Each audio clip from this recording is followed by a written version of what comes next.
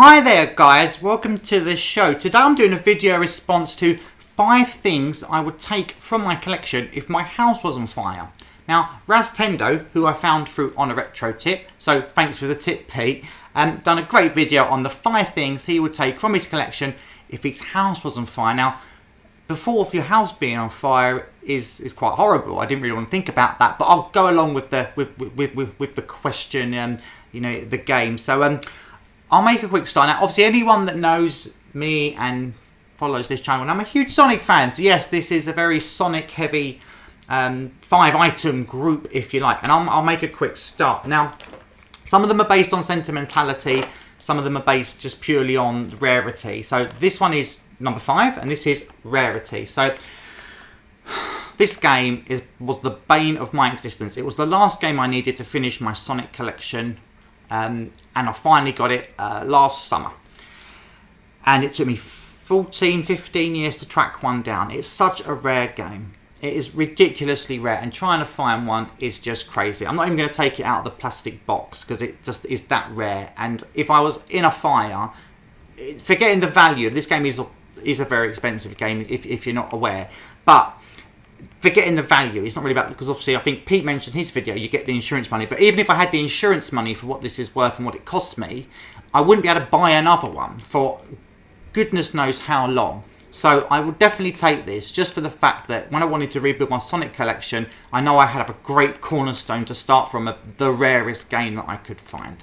So that's number 5. Moving swiftly on, we have a controller. Now, you're going to look at this and think, what's so special about that? It's just a Switch controller, obviously with Sonic on it. It's a Sonic branded Switch controller. Now, as it stands, no, it's not rare. It's nothing really about it that I couldn't replace in the blink of an eye. I'm sure there's a 1,001 of them on eBay and Amazon right this minute. But that's not the point. It was bought by my boyfriend for my birthday, and it's one of the first proper presents he ever got me, and it means a lot to me. And I have never opened it. I will never open it. It's got to be brand new forever. It's a Sonic controller on the Switch as well. I mean, the Switch is my favourite modern console, so to have my lovely blue blur adorned on one of the controllers, especially in the shape of a GameCube controller, which is my favourite Nintendo console, then everything works here. It's got Sonic, which is obviously my favourite. It's got GameCube, which is one of my favourite consoles of all time. And it's got Switch, which is my modern go-to of choice. So, and it was a present from my boyfriend, so that's why I'd have to take that. It's just a lot of sentimental value, and it's just a cool item.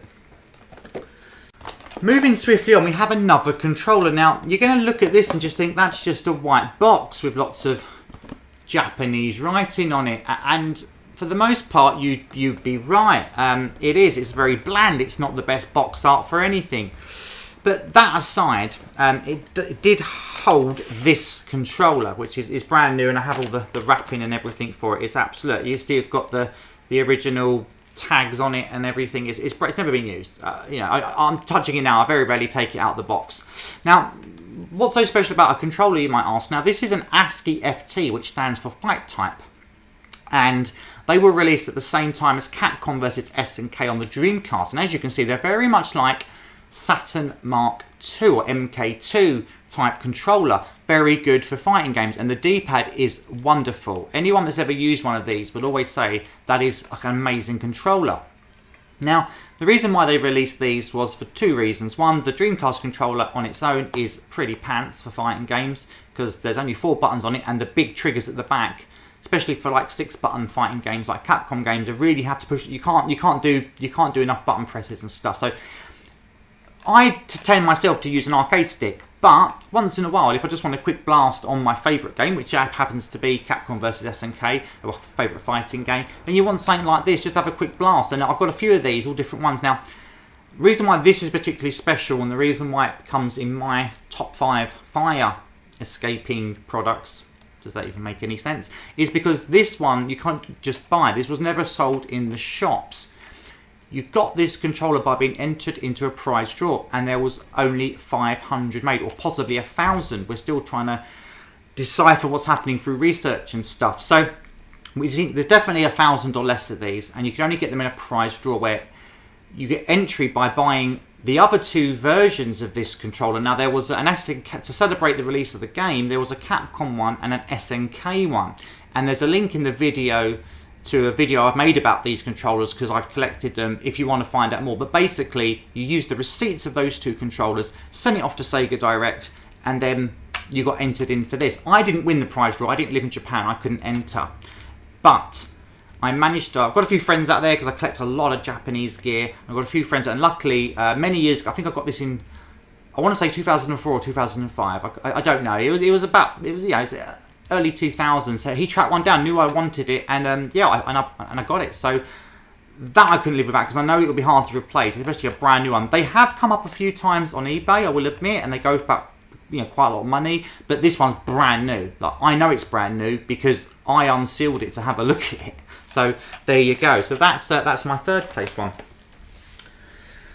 Now, moving on to my top 2 was really tricky because I knew what the 2 items were going to be, but it's just what one comes second, what one comes first. So I rationalised it as much as I can in this scenario where I'm possibly on fire, and hopefully I've rescued my cats first and made sure my housemate is out because that'll be bad.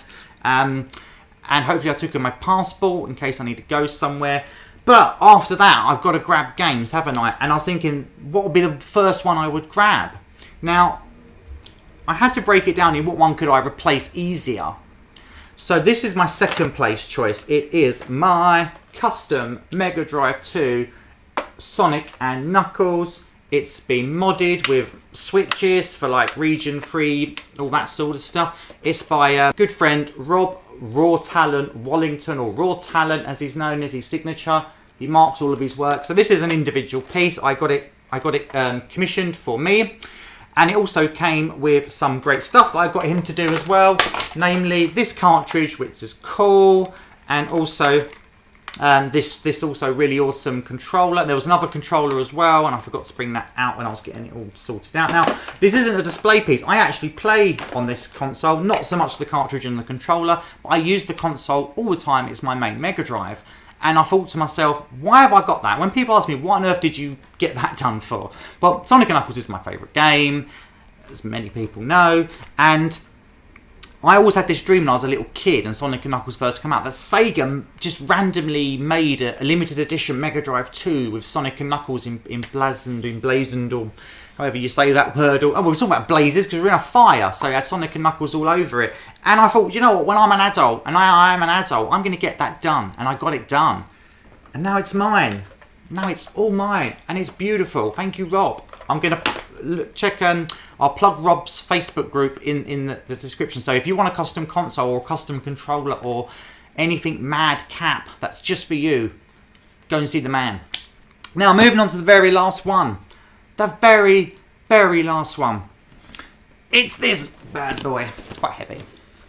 It's from France, and it's a Sonic & Knuckles Mega Drive 2 Special Edition. I'm not going to open it up because it's got this sleeve on it, which is very tatty. It's not the best condition, this. But, again, similar to that Game Gear game at the start of the video, this took me an awful long time to track down. Nearly 20 years. I found out about these at the turn of the century, that they were released in France. And it's taken me all this time. I only got this last summer, similar to the Game Gear game. It was like a bus. It was like Sonic buses. All the things I thought I'd never own, I finally owned one summer. Yes, it meant beans on toast for quite a while. But this, if we have a look on the back, I don't think you can see it, but it's all French, basically. It's all got Francais. But this is my top one. And again, it's not even really a sentimentality. Obviously, Sonic & Knuckles, so I had to track one down. But it's just the fact that it's so rare, and you won't find one ever again. Even though it's in really bad condition, I still had to buy it when it came up. And then the lovely lady that sold it to me, she's great, and she's at our gaming shows, and I picked it up from her off of our when we were at one of the gaming shows, and it was great showing people on the day because people were like, "Faith, what is that Mega Drive? I've never seen it." I'm like, "It's mine. It's just for me. No one else is having it." So yeah, I'd have to grab this. Would be the first thing I would grab just because I know it means so much to me. Now this is in my Sonic collection. It's just like it's my life. It's my life. It's me. Right.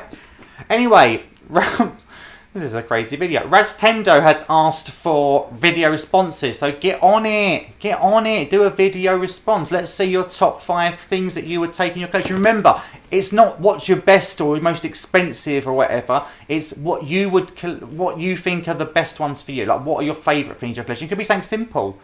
Could just be like, a little Lego figure or something, who knows. But that's been mine. I've been retrofaith. Thanks for watching. Keep it retro. Bye.